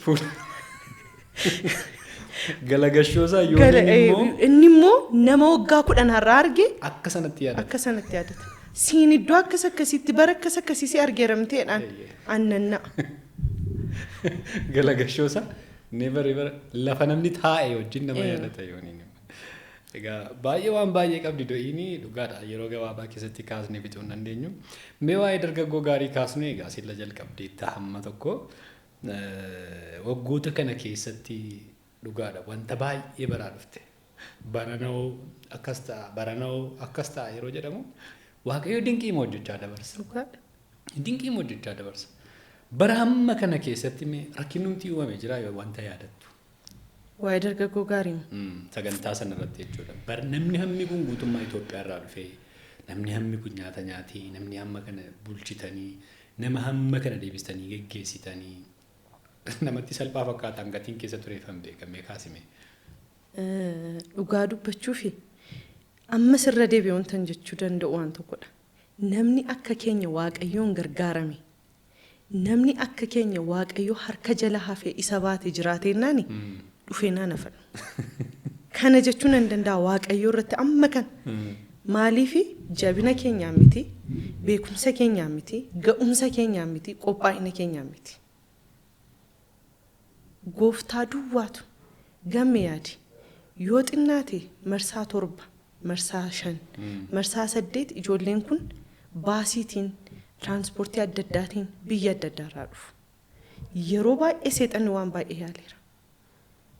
Inni guddaan gochuu danda'e yeroo tokko makiinaa walitti bu'ee mucaa tokko ilkaan ishee fuulduraa kana cabe. Nama 200 ol keessatti. Balaamti hamaan cimaan kana jedhamu ishee kanaa jechuudha waggoota. Inni guddaan seexanni gochuu danda'e kanadha. Achi yeroo kan biraa garuu maaltu uumame mucaa xinnoo dhukkubu tokkotu dhufee bar tokko. Fooqirraa of darbate. Achitti. Garuu waaqayyo nu gargaare baqa lubbuutiin hafe. Cabeera cabisuun sirraa'ee maatiin isaa dhufanii garuu fayyaa ta'e mucaan. Bar darbee durbiin isaa dhufteetti mucaan sun. Gargar bannee namni sin maal gootanii waaqayyootu sin gargaare waaqayyoo siniin sin gargaare sanatu mucaa kana lubbuutiin hambisee malee akkamti namni achi of darbate hafaa. Dhuguma dhabaqa waaqayyo kana nu gargaareera. Konkolaataan sun hundi yeroo dhufee ba'ee darbu yeroo baay'ee wanti baay'een jedhama karaan gaarii miti karaan akkasiidha akkamti ijoollee kana riiskii fudhattu. Garuu waaqayyo nu qaaneessine waan si dinqu.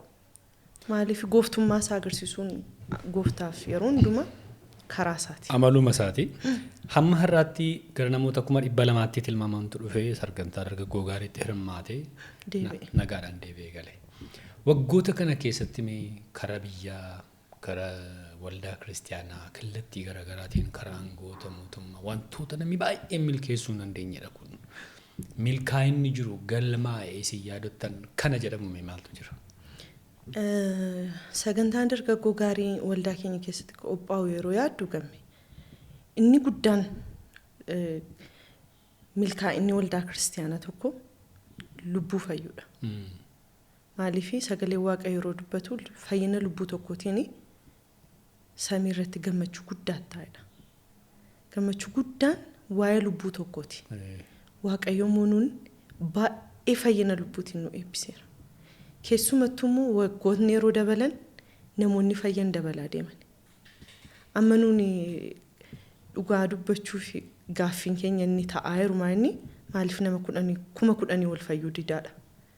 Barreen gaddaa baay'ee kadhanneerra. Yaa waaqayyo barana 10,000 gadi nu hin kennin. Baqa lubbuun fayyu 10,000 ol ta'u inni 935 irra geenyeerra. Waggaa darbe. Barana gaasana ol ta'a. Barana immoo waaqayyo nu qaanessu. An 15,000 gaafachaa jira gooftaa. Dabalaa buluudha. Waaqayyo immoo kan nu kennu dhugaatti kana oldha. Maayinni namoonni yeroo baay'ee yeroo sagantaa dargaggoo gaarii yaadan maal yaadu namoota suusii keessa jiran namoota rakkina adda addaa keessa jiran qofaa yaadu. Miti garuu dhugaa dubbachuuf doktoroonni hin dhufu barsiisonni hin dhufu namoonni hojii dhuunfaa isaanii hojjetan maatiin haatiif abbaan hin dhufu namoota baay'eetu dhufa. Yeroo dhufan maalidhu nuun akkasiin seeneedhu.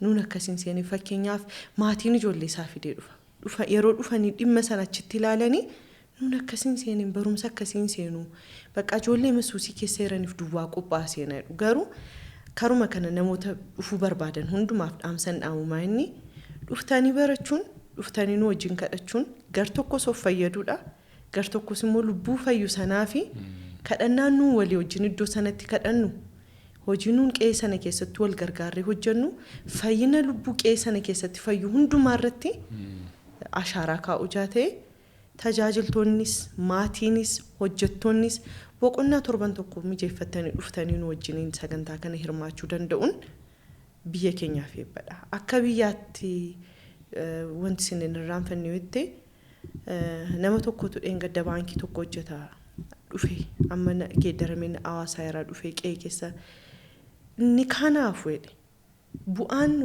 sagantaan kun dargaggoota magaalaa Hosaanaaf buuse irraanfatamuu hin danda'u. Dhugaadha. Maaliif ijoolleen suni beekumsa isaan keessa turan waan kan biraadha. Waan walitti isaan hin buusneetti balleessaa isaanii malee dhibee hangafoonni isaanii walitti bu'anii itti fufee qomoo sin jettu qomoo tokko ijoolleen kun biyyan jettu ijoollee biyya tokkooti safaraa wal qoodaniitu warreebu turan. Dhimma sanaan namni ba'ee galuu sodaata ture. Ba'ee galuun yoo xinnoo dukkanni ijaaf qabate namni manaa gadi hin ba'u. Dhimmi sun falaa argate. Humna poolisii ol ta'e. Dhimmi sun falaa argate amma ijoolleen kun walii wajjin hojjetu. Abbaa qabeenyaa ta'aniiru sidinqaa. Baay'oonni isaanii fuudhaniiru. Ijoolleen lama sadii biyya keessan jiranii. Bara Kaanaadaatti mucaa tokko argineerra ijoollee sana keessaa. Bakka ijoolleen sun karaatti fuudhamanii ijoollee sodaataman turan. Waaqayyo bu'aa kana biyya tokkoof dhiisisa kan magaalaa tokkoof kana buuseera. Kun nuuf waan guddaadha. Ani kanan jedhu baay'ee ammoo kan nama dhibu tokko bara kana bara jireenyi mi'aaye keessa bara wanti baay'een dabale keessa gatiin galmee 700 ta'e maaliif? Maaliif beektaa gamne? Birri 700 bara nama albitaayotti zayitii liitirii tokkoon bitu. Walakayyuu. Garuu maali addaniiti yoo itti dhugaa dubbachuuf baroota darban keessatti yeroo baay'ee tolan galmeessina ispoonsarii laannaa. Ispoonsarii laannu sana namootatu gargaara. Namoota tajaajila kana jaallatan namoota waldaa keenya wajjin dhaabbatan tu inni gargaaru. Dhugaa dubbachuuf ammas taanaan wanta irra dabalee jechuu barbaadu qobaa keenya hin dhaabanne nuun. Waaqayyo yeroo nu gargaare namootaa nu gargaare. Kara namootaa nu gargaarina. Namoonni tajaajila kana jaallatan namoonni tajaajila kana deeggaran amantaa hunda keessaa jiru. Musliimonni jiru. Dhugaama dubbachuuf. Jiru. Amantaa mana ortodoksiitii jiru. Kiristaanonni tajaajila kana kan tumsan. Tajaajila kana qofa waan si yeroo dargaggoo gaariin ga'u dhufu malee. Jarri. Bilbilaan illee kan isaan dhufan yeroo sagantaan hojii koo jedhanii. Hojii koo jedhanii. Namoonni kun jiru so yeroo kaan maal goonaa fakkeenyaaf amma barreen gaddaa birrii 500 kaffala ture namni tokko namni kaffalee galmaa walakkaadha inni tola dhufu walakkaa oli daataan isaa jira. Naannii garuu sanuma dhufa. Sanuma dhufa. Kanaaf at least inni tokko kaffalee inni tokko tuun kaffaliin dhufee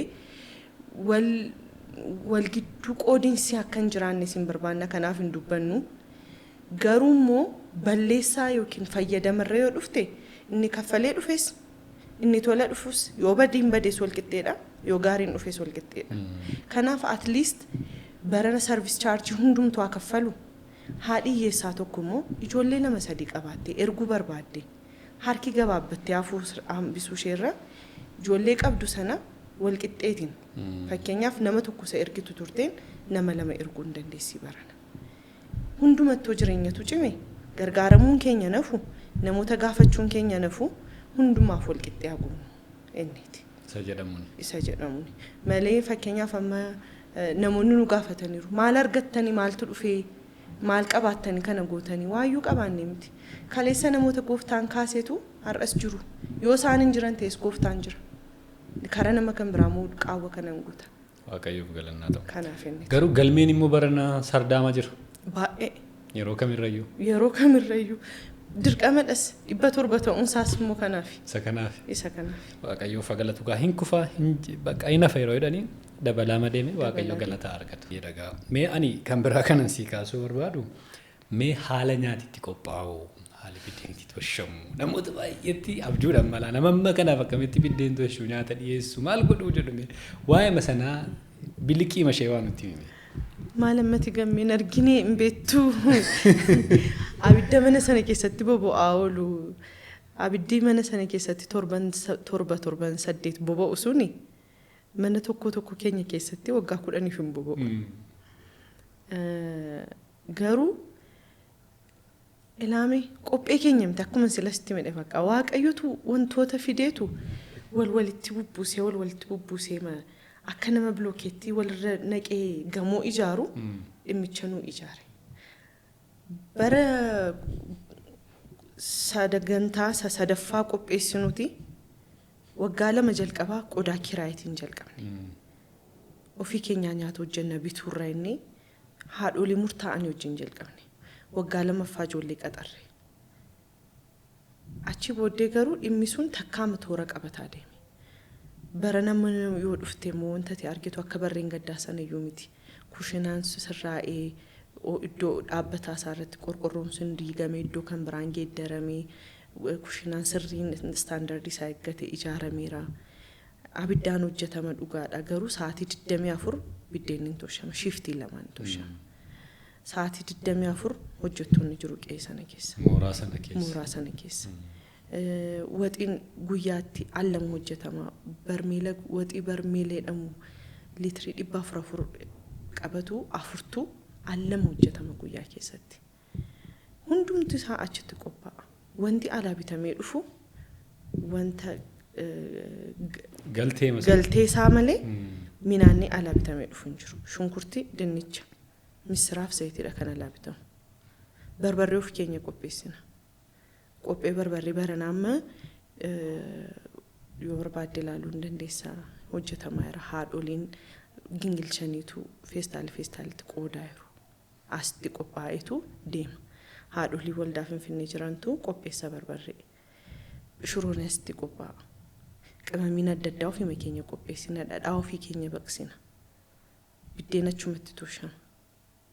Kun hundu qe'ee sana keessatti hojjetama. Ji'a 2 faabrikaa guddaa tokko ta'a. Garuu achumaan akka tikaastu kanan barbaadu jara keenya ila dhugaadha. Shunkurtii isamma jettu kan haadholiitti hordoftee bituurraa kaastee jechuudha. Dhaaba sangaa dhattee sangaa bitti jedhanii dooyine kun ijoollee waaqammasanii galu miti isa kana kaasimee namoota.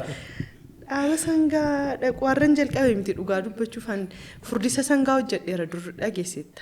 Bara Shaashamannee ture. Namoonni beekanii kan afaan kaasee. Furdisa sangaa hojjedheera.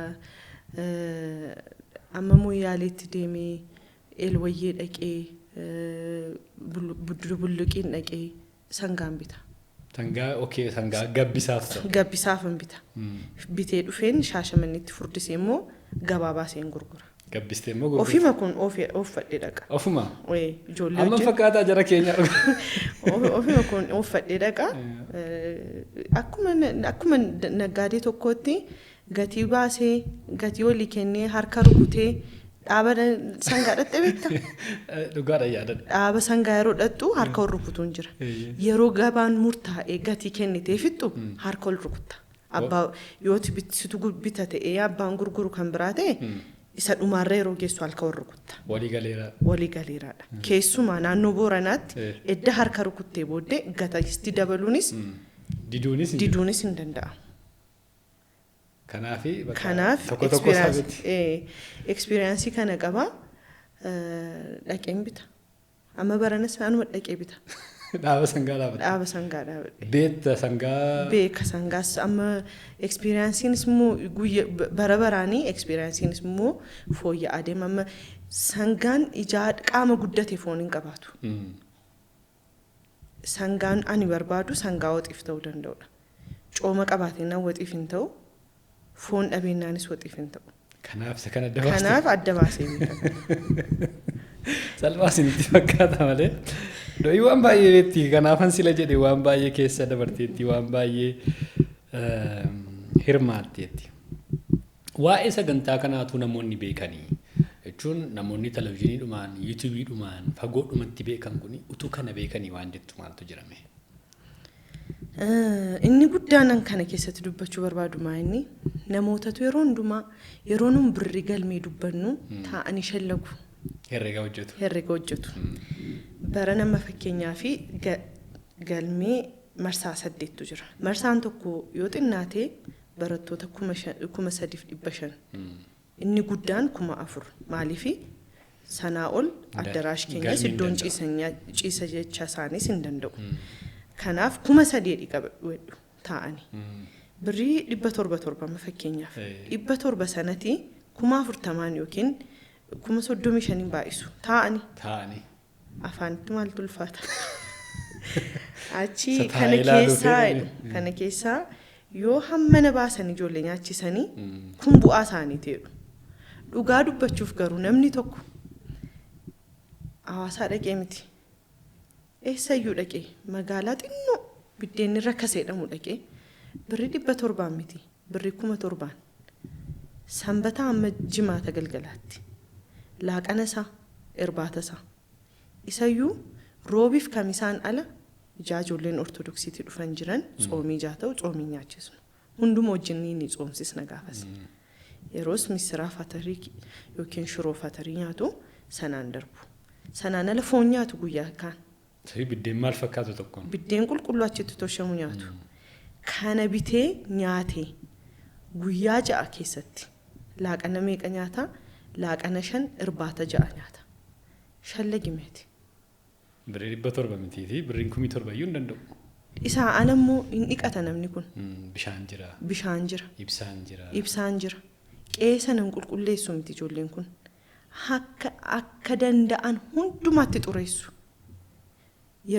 Haayilaandii isaan galgala qeeguutanii bulan ganama yeroo isaan ka'anii hin jiru. Addaraashi isaan akka sana balleessanii laaqanaaf ba'an yeroo isaan laaqanaa deebi'an qulqulluudha. Sound systemiin jira, generatoriin jira. Yeroo achi dhufan torban tokko guutuu mudannaa fayyaa isaan mudatu isa kam? Rakkoo fayyaa isaan mudatu isa kamiyyuu tola yaalamu. Kiliinikiin first aidii achi qeessana keessatti jira. Qorichaan laanna. Qorichi nu laannu garuu kana keessatti qoricha dhaabbataatiin fudhatamu miti. Painkiller yookiin immoo antibiyootikii hamma murtaa'etti hamma narsoota sanaaf ogeessota fayyaa naannoo sana jiraniif eeyyamamuu danda'u keessatti tola yaalamu. Sun hundi ta'ee shallagamas taa'ame. As taa'amee shallagamu. Eessayyuu taa'amee shallagamu. Garuu namootaaf dhaamsan dabarsuu barbaadu mee kottaati torban tokko miti waci guyyaa 2 walii wajjin baasneetu guutuu ta'amoo hir'uu taasaa jedhu ilaalaa deebi'aa jechuun barbaada. Galatoomi. Egaa waan baay'eedha. Dhugaa dubbachuudhaa fi wantoota baay'ee to'aasuuf neetuutti fufnee natti tola garuu namoonni waan gaarii dhaga'anii haa xumuran jedhee tan gara xumuraatti han fida. Mee gidduu kana immoo waggaa 10ffaa kabajuun akkasumas immoo baniinsi sagantaa kanaa qophaa'aa jira. Waa'ee sagantaa kanaa akka namootaaf kaastuun barbaada. Tole. Sagantaan waxabajii 21-23 waldaa keenya Finfinneetti godhamu kun maali? Kabaja waggaa 10ffaa hundeeffama waldaa keenyaa fi akkasumas immoo sagantaa bansiisa dargaggoo gaarii Damaasqoo 2018ti. Sagantaan kuni gammachuu walirraadha. Walirra dhufedha. Gammachuu 2 yookiin sagantaa 2 galata 2 walii wajjin qabna. Bansiisi keenya galatadha. Maaliif yeroo hundumaa wanti nuun barre tokko jira. Yeroo hundumaa yeroo sagantaa kana bannu hin galateeffanna. Waggaa waggaatiin bansiisa qabna hin galateeffanna. Maaliif galateeffattu tuun jalqabeen yoo itti sagantaan ati galataan jalqabde gaddaan hin dhumu. Galata dabalatee dhumu. Waaqayyo kana nu barsiiseera. Dhuguma immoo waan ittiin galateeffannu immoo baay'ee qabna. Sagantaa dargaggoo gaarii yeroo yaannu waan ittiin galateeffannu baay'ee qabna. Silalleessi wajjin wantoota kaasne ijoolleen nagaan ba'anii galuun isaanii nuun fayyaan keenya eegamuun waaqayyoon wajjin ta'uunsaa ijoolleen kun waan nyaatan hin dhabiin hafuun keenya waan baay'ee hojjechaa jirra. Ijaarsi nuun qe'ee sana keessatti ijaarru ijaarsan humna nama waldaa tokkootiin ta'u miti. Dhugaa namoonni baay'een harka isaanii nu diriirsaniiru nu wajjin dhaabataniiru biyya keessaa biyya alaa waan qabaniin humna isaaniitiin beekumsa isaaniitiin nu wajjin dhaabataniiru. Iddoo guddaa ga'eera yoo waaqayyo nu gargaare immoo waggoota murtaa'e keessatti immoo fiixaan baasnee at least percentii 90-85 fiixaan baasnee immoo uummataaf ifa goona banaa ta'a. Kanarratti galateeffachuufidha sagantaan keenya. Inni kan biraan hundeeffama waldaa keenya waggaa 10 yeroo kabajnu waggoota darban keessatti kabajnee hin beeknu hundeeffama waldaa. Bara jalqabaa tokko yaalleerra waggaa tokkoffaa keenya garuu waggoota darban kana keessatti waaqayyo nu gargaareera. Utuu wantoota yaanni tokko iddootiin hin ga'iin hin galateeffannu yookiin immoo galatatuun taane sagantaan qopheessinu inni turreerra. Galata waaqayyo garuu baatanii hafuun immoo hattuu nama godha. Kanaaf immoo waaqayyoon galateeffachuun dirqama inni sagantaa guyyaa 8 qopheessineerra guyyaa bansiisaa qabna guyyaa seenaa waldaa qabna guyyaa dargaggoota yookiin guyyaa ijoollee qabna guyyaa kennaa qabna. Kennaa jechuun jaalalaaf kennaa waldaan kun hojjechaa turte keessatti waaqayyo maal nu gargaareera seedhu agarsiisna. Guyyaa barnootaa qabna guyyaa barnootaa jechuun immoo waldaan keenya akkuma dubbanne kattaarra dhaabannee enneeti kan galateeffatu. Mata dureen keenya kattaarra dhaabannedha. Kattaan kun maa inni yoo sagalee waaqayyo manni kee maalirratti ijaarame jedhee si gaafata. Manni maalirratti akka ijaarame yeroo gaafatu manni kattaarratti ijaarame hin kufuudha. Kattaan kun immoo sagalee waaqayyooti. Sagalee waaqayyo immoo wangeelaa yookiin misiraachoodha. Kanaaf kattaarra dhaabannee kana galateeffachuuf barumsa kattaa kanarraa baranne kaasneetu guyyaa barnootaa immoo kabajna. Guyyaan 8 jiran hundumtuu maqaa qabu. Akkuma kaasuuf yaade guyyaa bansiisaa, guyyaa seenaa, guyyaa ijaa, guyyaa dargaggootaa, guyyaa ijoollee, guyyaa kennaa, guyyaa barumsaa, chimmoonni dhumaa guyyaa galataati. Guyyaa galataa sana keessatti immoo waaqayyo waldaa keenyaaf yeroo jalqabaaf waggaa 10 kana keessatti muudamatu ta'a. Muudama soortootaatu ta'a. Waggaa 10 keessatti reefu. Kanaaf isaanis hin muudamu. Namoonni isinii mijatu gaa namoonni sagantaa kana dhaggeeffatan tarii sagantaamti kun immoo tu dhaggeeffachaa jirtanii deemsifamaa jira ta'a biyya kana keessatti. Kanaaf yeroo hundumaa dafinooti hamma jimaataatti sa'aatii 10 booddee. Waxabajjii 21 amma 28tti. Dafinooti hamma sanbata duraatti waaree boodadha. Sanbata lamaan immoo ganama sanbata sadhumaa guyyaan galataa garuu guyyaa guutuudha. Guyyaa guutuudha. Kanarratti hirmaachuu dandeessu.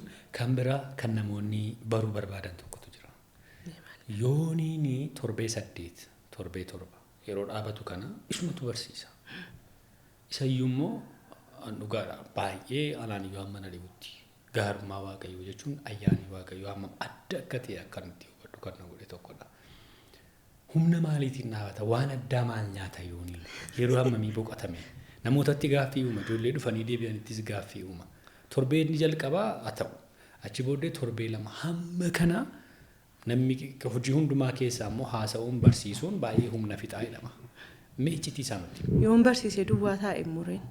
Qe'ee keessa moo deema? Qe'ee keessa deema namoota dubbisaa wantoota jiru hordofaa cheekii godha galeeyyuun boqotu. Dhugaa dubbachuuf waan addaa nyaatu miti isuma dhiyaatuuf sirriitti nama nyaatu miti uunatan beekta. Nyaata badaa nama nyaatatti gammadu miti. Xinnoo nyaata isheeyyuu filatee nyaata. Bakka garuu takka kennamti si kenname sila dubbadheera jalqaba hoobiinsa sagalee waaqayyoo dubbachuu fi barsiisuu wanti inni jaallatu wanti inni itti gammadu nama tokko bishaan bira dhaquu gammachiisa nama tokko travel gochuutu gammachiisa nama tokko sagantaa adda addaa ilaalee kwaasii ilaalee muuvii ilaalee gammada Yoonataaniin maaltu gammachiisa yoo jette dhugaa dubbachuuf barsiisuun baay'ee hoobii isaati. Baay'ee jaallata. Keessumattuu immoo sagalee waaqayyoo. Barsiisaa reegulaaris tureera beektaa yuunivarsiitii barsiiseera yeroo barsiisuu barattoonni isaa baay'ee jaallatu. Namoota guguddaa barsiiseera fakkeenyaaf Adventist Kolleejii Kuyyaraa jiru irratti hojjettoota mootummaa barsiisaa turenna. namoonni amma barattoota isaa turan yeroo amma taayitaarra jiran jiru yeroo arganiini akkati bara sana na barsiistetti tu namni dura na barsiisee jiraateera ta'e nama jedhamtu jira. Nama akkas jedhamtu jira. Na barsiisaa baay'ee gaariidha. Dhugaa dubbachuuf ijaan abbaa warraa koo ta'e miti. Dhuguma garuu namni akkasaatti nama barsiisuutu baay'ate hawwi kun guddaan isadha. Maaliin humna maaliitiin isaatti waaqayyo qofa gargaaran. Kanaachumtuun. Galgala gaafanni taa'u. Fedha nan dadhabeedha. Ganama gaafa ka'u garuu nama haaraa tokkotu ka'ee dhaabata. Nama kan biraa. Nama kan biraa tokko. Humni isaa kan biraa. Gaafii immoo nama dhibaa barsiisuu dhufeetu yaadannoo isaa lafa kaa'ee kadhannaa jalqaba. Hinaafu jechuun bakka hafuurri waaqayyoo akkam isa geggeessu argitaa yeroo sana dhaabattee ilaaluu hin dandeessu.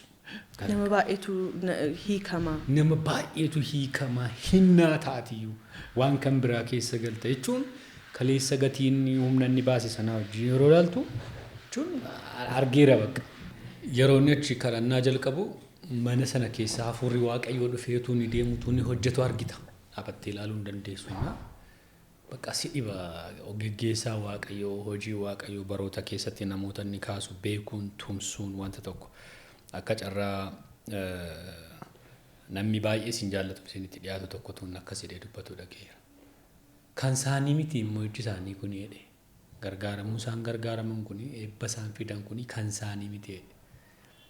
Lafa dargaggoo gaariin dhaqeetti baratee ba'e hojii gaariin jiru milkii gaariin jiru biyyatu fayyadamedhe sabatu fayyadamedhe. Waan baay'ee kaasee kanaaf gaarummaa waaqayyoo tooran qabu dhuman qabu waan baay'eetti kaasuu dandeenya. Waa'ee yoon immoo adda namootaafis egaa atumtiyyoo akkasitti. Tariitii dhuunfaa keetti gaabbii qabdaa do'i.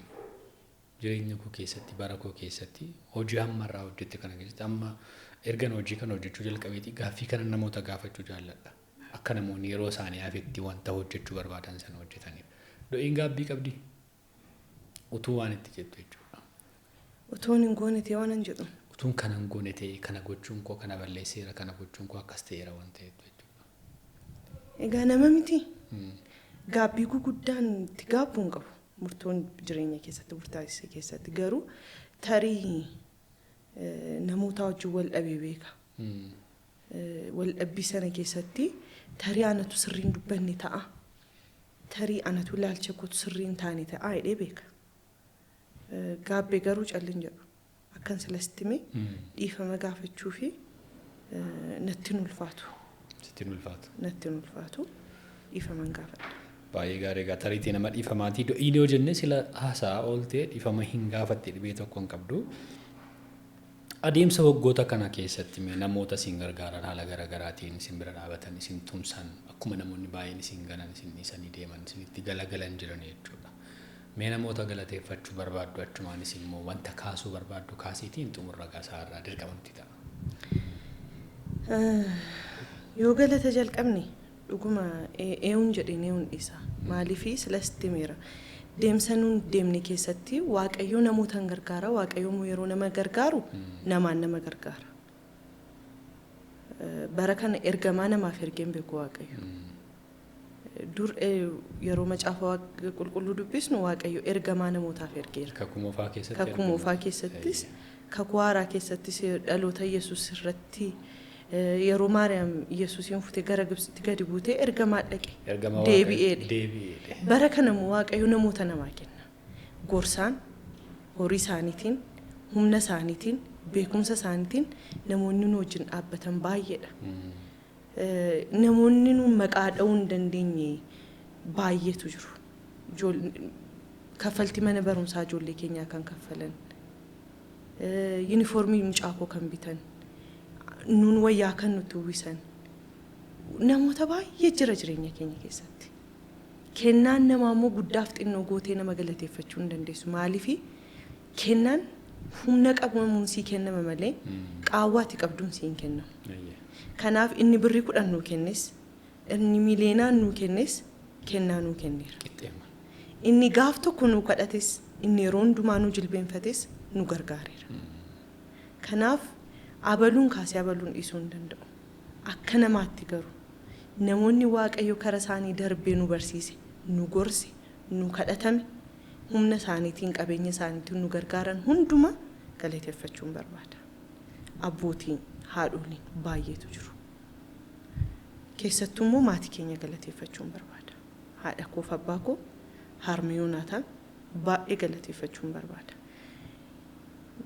Maaliifan kana jedhaa namni yeroo ijoollee guddifatu borga'anii anaaf naa qaqqabu jedha. Kanaaf wantoota namaaf laattu namaaf gootu hunda caalaa ofiisaaf barbaadu dirqamadhas seera uumamaatis.